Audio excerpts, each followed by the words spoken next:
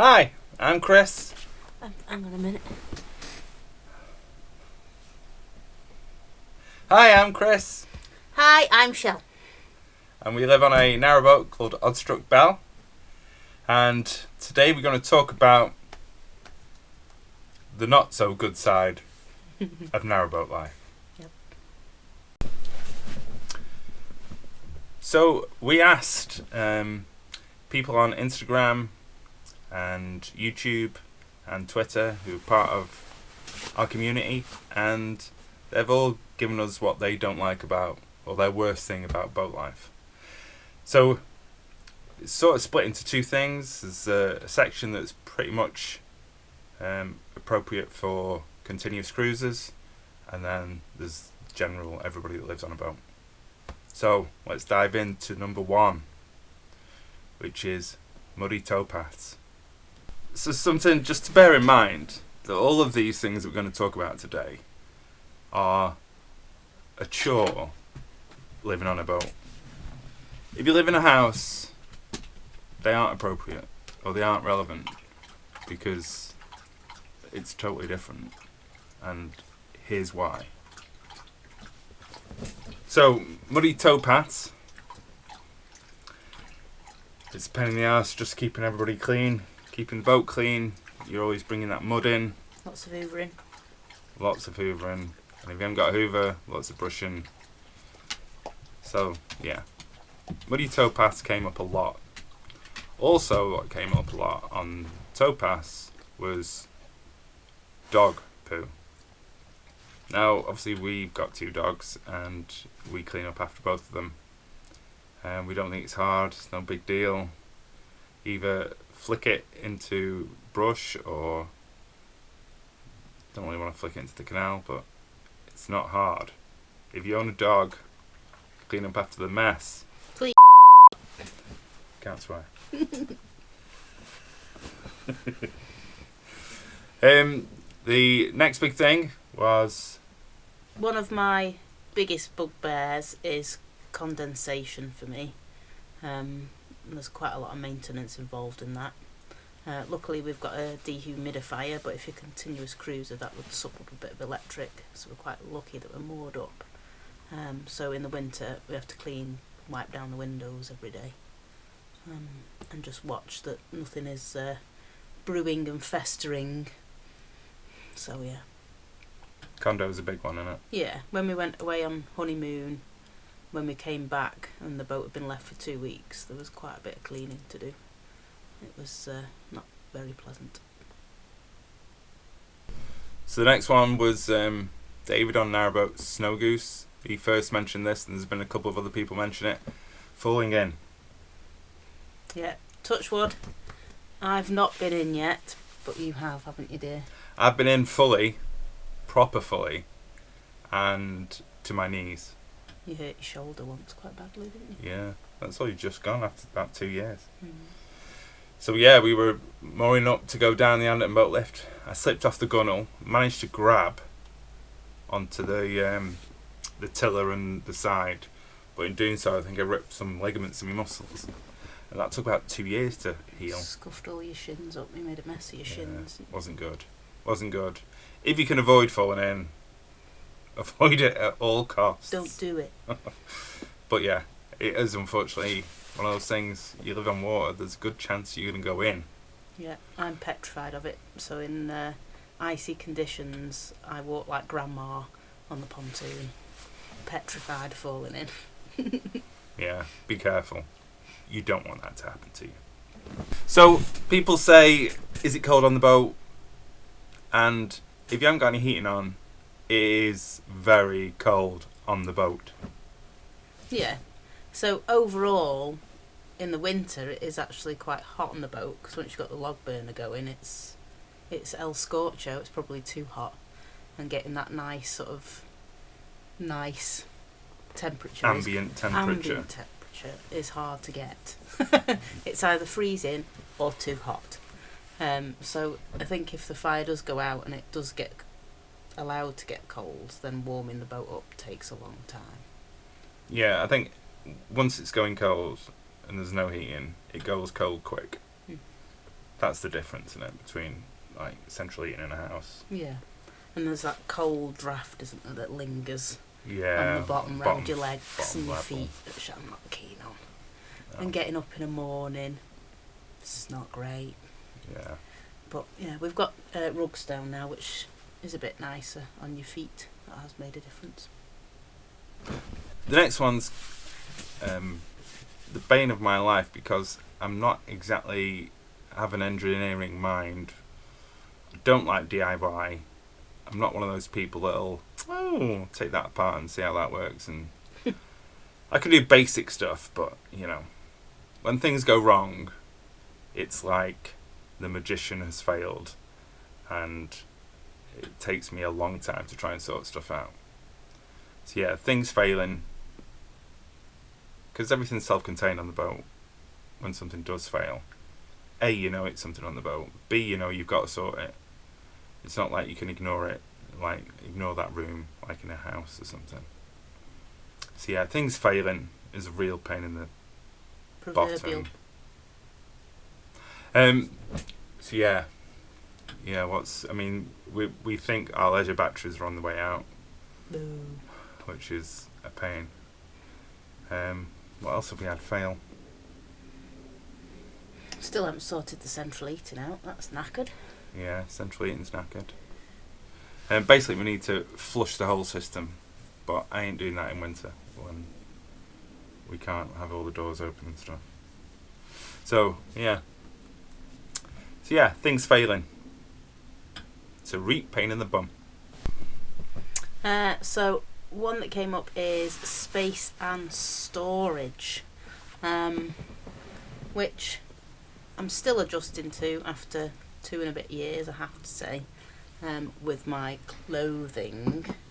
I do accumulate stuff quite quickly, so I am always having to filter out and make sure that my clothes and stuff are tidy. You're not so bad because you've just got loads of black t-shirts. Yeah, but all my princess frocks for going out are stored at my sister's, so that's good. But yeah, we are natural hoarders, so we do have to be careful, and we do have spring cleans probably every month. Yeah, 12 spring cleans a year. Yeah, but we are getting better, and I think the more and more you adjust, you find a little home for somewhere, and you're like, oh yeah, that'll stay there now. That's brilliant. Yeah, So, yeah. we're getting better, but it hasn't come easy, I have to say. No, and we are very good at getting rid of stuff that we don't use. Yeah. It just takes us a while to come round to it. Yeah. I suppose it's one of those things that you should do every month, really, isn't it? Or like clothing should be 1 in, 1 out. Yeah, which I do now. 10 in, 1 out. So another thing that came up for people's bugbears are the weekly chores. So with that includes emptying the toilet,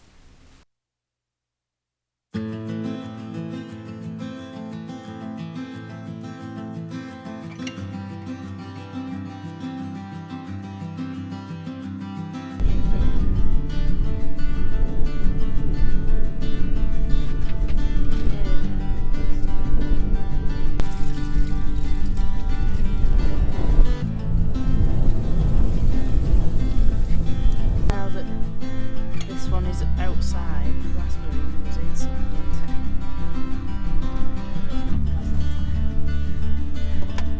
At least we don't have to upload the fumes outside.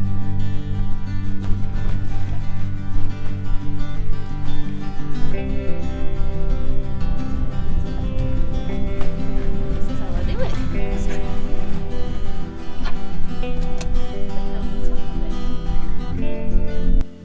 Filling up the coal.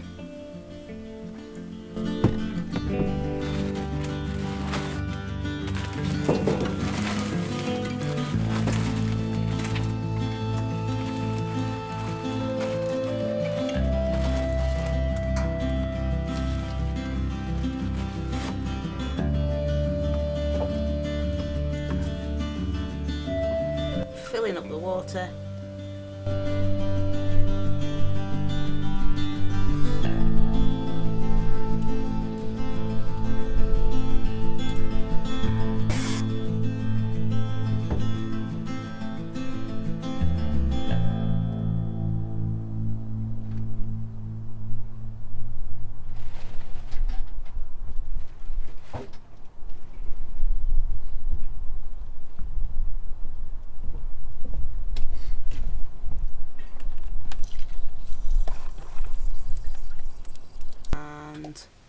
Rubbish.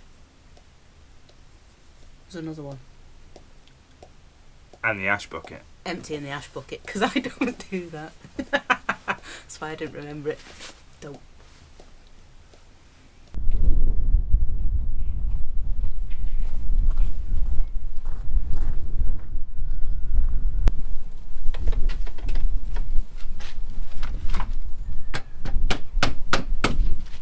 So everything that you've just seen is a weekly, if not bi-weekly, chore to do,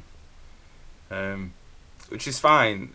I think all of these things that we're talking about today, you accept with living on a boat, and it's fine. It's not an issue unless the weather's awful. You're knackered. You're tired. Had a pants day at work. Yeah, I mean, all those natural things that get you down. On top of that, having to do those chores, it's cherry on the cake. Yeah, can push you over the edge sometimes. And we won't lie. There's times on the boat where it can be quite grumpy. Not me so much, obviously, Shell. So yeah, I mean, we are just trying to give you a bit of an honest insight. It's not all cruising, romance and flowers. It's not all cruising in the summer. Laughs. No. Eating lunch on the roof, watching swallows in the sunset. That's probably once or twice a year, but yeah. Sometimes it's a graft. So this is a great one, because this proper made me laugh, because I feel your pain. Whoever said this, I can't remember who it was, I think it might be on Twitter. People visiting you and using the toilet. Bugs. Not allowed. Really. Hold it in. I mean, if you're CCing, it's not, you can't really moan that much, I suppose. But we live, in the bush. To get to us, from the marina car parks, you have to walk past the toilets. So then, to walk past the toilets, come to the boat, and then say, can I just use your toilet? No! No, I've just emptied it. Don't pee in an accent. So yeah, visitors using the toilets. So another one is banging your head when you're coming out of the door or in to the boat. I don't do it as often now, but when we first moved on, I was always doing it. And my mum, whenever my mum visits, always does it, and has nearly knocked herself out cold a few times. I've caught her twice, because I hang around at the back now, because I know she's going to go up the steps, forget, bang her head and fall back down. Yeah, we've got a little method to get her off safely now. But yeah, my mum needs a crash helmet when she comes here. And it bloody hurts, doesn't it, when you do it? Yeah. It's like, it gets your teeth and blah. Yeah, not pleasant. It's worse in the summer, because obviously in the summer I don't tend to wear my hat as much, so I don't have that that radar sort of thing going on. You've got a few scars I've on your head. A few scars. Yeah, so be careful getting on and off your boat, because it hurts. Another really common one, I think we've probably done it 3 or 4 times, is dropping things into the canal. Uh-oh. So I've lost a key. I've lost a very posh scarf floating down the river. But that was poor. That was poor hanging up of washing though, wasn't it? No. Or was that just walking along? Walking. Windy. It was my favourite scarf. So if you do find that wrapped round your prop, do get in touch. Towel. Yeah. Lost a couple of towels. Yeah, when we've been drying things on the back, we've lost a couple of things. But yeah, we nearly lost Shadow with... Has Cody been in? Cody's not been in yet, thank God. No. So yeah, always a constant worry. Even with, your little dongle on. Your floating your cork ball. You have to be really careful of how much you put on those, because it doesn't take much to take them under, apparently. We don't use one. I'm not going to test it. Yeah. Mine's in my handbag somewhere. Yeah. So, yeah, be careful dropping stuff in. So a sad one that got brought up was people getting lonely. We don't experience it quite as much because we're on a mooring, so there's quite a community feel here. But especially CCers feeling lonely, that's quite a sad thing to hear. So yeah, it's good that you've got YouTube and a social network to reach out to people, and we're always here for a chat. Yeah. I mean, it's bad enough to think people being on their own, but on your own in the middle of nowhere, it's pretty. Feeling isolated. Yeah, it's pretty horrendous. So if you do feel like that, put some comments. Brave those muddy towpaths. Come for a walk and come for a brew. Yeah. So a couple of things that Continuous Cruises brought up was utility points being out of order and not being listed as out of order, which can be quite crucial if you're running low on water and stuff, or you need to enter your toilet. Had some visitors around. So yeah, that can be really annoying. I think we experienced that with Anderton once, didn't we? Yeah. We won't go into that because no, it's a horror story. No. Anyway, scarred me for life. Scarred me as well. So yeah, the other thing that's obviously been brought up is people. I don't want to say hire boaters because it's not just hire boaters. Predominantly, it's hire boaters. Those people that are allowed to just get on a boat don't really care about the canals or people that live on it, and just treat it as a jolly. Thinking like more your stag do's and those type of things. But people in general, I mean, we have to admit that we are those people. We literally got on a boat, didn't know what we were doing, and God, if you watched us get off the Venetian Marina when we first got on a boat, it was horrendous. Yeah, close your eyes. In my defence, it was very windy. Breathe in. And then to pay me back, Shell nearly killed me in the next lock. So yeah, I think that's quite frustrating for both hire boaters who regularly use the regularly hire a boat and holiday, and those people that basically know what they're doing on the canals, versus those people that are just like, whoa, it doesn't matter, and don't respect the fact that this is our home. Yeah, that's what annoys me. Yeah. Speeding boaters. Speeding boaters, another thing. I mean, that's why we don't tend to go on for big cruises. That's why you don't really see us off the marina, because we just don't have time. And the last time we went somewhere, it was a rush to get back, wasn't it? And we don't really want to. And the boat nearly capsized. Yeah, we don't really want to put ourselves through that anymore. And it got dinked in loads of locks, and it was horrendous. Yeah. In summary, come on then, Fat Bum. You're coming up cold. Cody. Oh, come on. Come on. Come for the last cuddles. What about Shadolini? What are you doing? Oh, thank you. That was your hibiscus. That's all right. So, I think we need to emphasise at the end of this that we love living on a boat. Absolutely adore it. But it does come with its challenges.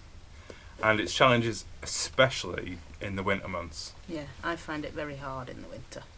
Yeah.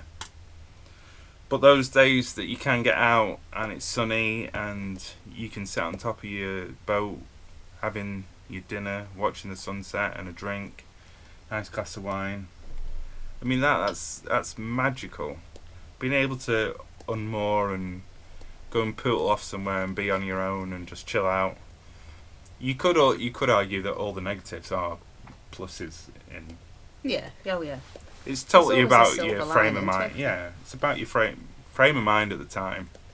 And I think winter's just a bad time. It's a bad time in a house. So it's a bad time on a boat. But yeah, So that's it. Just like to give you a quick update on the IGTV Veganuary series. I mean, we've only got a few days left of that. So what we're going to do is, because we've had such good feedback from that, is do a weekly meal. You haven't got your teeth into it. No. It's not coming naturally at all. So, because we've had such good feedback from the IGTV Veganuary series, we are going to do a plant-based vegan meal once a week on YouTube. So, get me teacup once a week. Yeah.